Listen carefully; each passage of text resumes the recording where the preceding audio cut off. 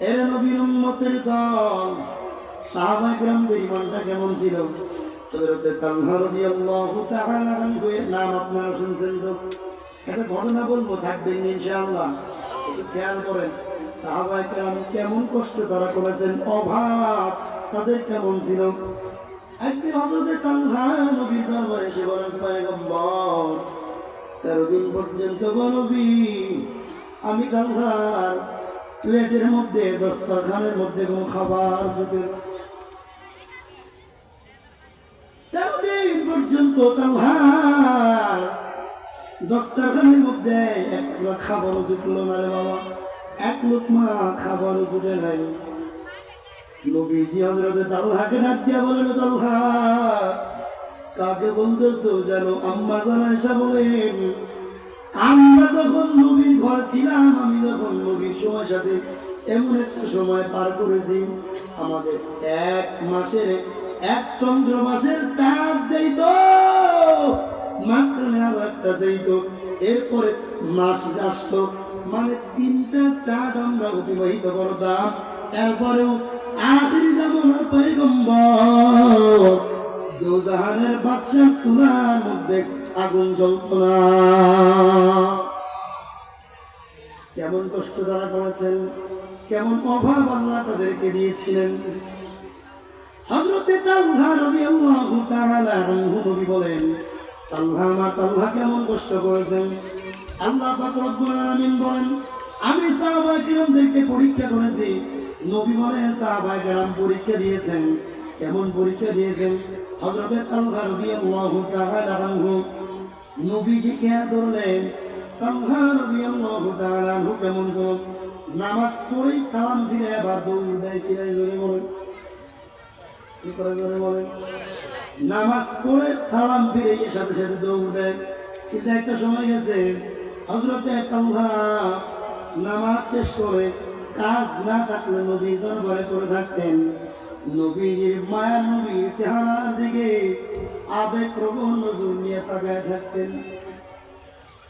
নবী তালহাকে জিজ্ঞেস করতেন, তালহা আমার দিকে এইরকম ভাবে তাকায় থাকো কেন? আমার দিকে তুমি এত বেশি তাকায় থাকো কেন? তালহা বলেন, পয়গম্বর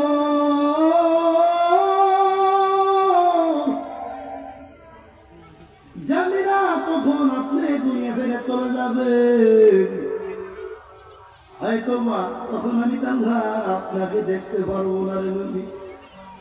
ও পয়গম্বর আমি আপনাকে দেখে দেখে, বেশি করে দেখে দেখে অন্তরে শান্তি প্রশান্তি লাভ করি। সুবহানাল্লাহ বলবেন না? এই তালহা হঠাৎ কি যেন হয়ে গেল, নবীর দিকে আর তাকায় না, নবীর চেহারাও দেখে না, সালাম ফিরাইয়া দৌড় দেয়। নবীজি ফজর, একদিন ফজরের নামাজের পর নবীজির সাহাবী হযরত আবু বকর, হযরত ওমর, হযরত আলী, হযরত ওসমান সহ বিভিন্ন সাহাবীদেরকে ডাক দিলেন, রে আমার আবু বকর, ওমর, কিরে আমার তালহা আমার সাথে এমন আচরণ করে কেন? আমার তালহা তো এমন ছিল না, আমার সাথে কথা বলতো, আমার চেহারার দিকে তাকায় থাকতো। আমার তালহা কেন আমার দিকে আর তাকায় না, আমার সাথে আর কথা বলে না, নামাজ পড়ে কেন দৌড় দেন? চলো দেখি আমার তালহার বাড়িতে গিয়ে খবর নেই। নবীজি সাহাবায়ে কেরামদেরকে নিয়ে তালহার বাড়িতে চলে গেলেন। দরওয়াজার মধ্যে ডাক দিয়ে, আমার তালহা বাবা ঘরের মধ্যে চলে আসো, আমি মদিনার নবী তোমার দরওয়াজায় দাঁড়ায় গেছি। হযরত তালহা রাদিয়াল্লাহু তাআলা আনহু ঘরের দরওয়াজার ভেতর থেকে সালাম দেয় না, সালাম দেয় না, সালাম দেয় না। এরপরে আবার নবী সালাম দিয়ে বলেন, আসসালামু আলাইকুম তালহা, ঘরের মধ্যে আসনি, আমি নবী তোমার দরওয়াজায় দাঁড়ায় আছি। নবীজি সালামের জবাব তালহা দেয় না। এরপরে নবী আবার সালাম দিয়ে বলে, ও তালহা কোথায়? ঘরের মধ্যে আছো নাকি? আমি নবী তোমার অপেক্ষায় দাঁড়ায় আছি। কোনো জবাব নাই। ইসলামের আইন হলো, ইসলামের আইন হলো কেন ঘরের মধ্যে যাবে আগে আপনি যাবেন, 3 বার সালাম দিবেন, আসসালামু আলাইকুম, জবাব নাই, আসসালামু আলাইকুম, জবাব নাই, আসসালামু আলাইকুম, জবাব নাই। চলে আসবেন, ভিন্নভাবে ঘরের মধ্যে ঢুকবেন না। এই আইন যদি সমাজে থাকতো তাহলে একজন আর বউ ভিন্ন জনের সাথে বের হইয়া যেত না। এখন আবার শুধু এতটুকুই, ক্লাসমেট মাইয়া লেখাপড়ার সাথে মাইয়ার বন্ধু লেখাপড়া করেন, গ্রুপ স্টাডি করার জন্য আসে। মেয়েটা ঘরে আছে, বন্ধু এসে বলে, মেয়েটার বন্ধু এসে বলে, আপনার মেয়ে বাড়িতে আছে আন্টি, আপনার মেয়ে ঝর্ণা রূপা বাড়িতে আছে কেউ? আমি ওর সাথে একটু পড়ার বিষয়ে আলোচনা করতে এসেছিলাম। ও বাবা, আমি তো ফ্রি করে দিই, বলেন না এরকম ফ্রি করে দেয়। একটা সময় দেখা যায় কোথাও কোনোটাই হিজরত করছে 10 টাকা ধরে বলেন, আর যদি ইসলামের বিধান থাকতো হইত কথা বল না। আল্লাহ সবাইকে বোঝার তৌফিক দান করুক, আমিন বলেন।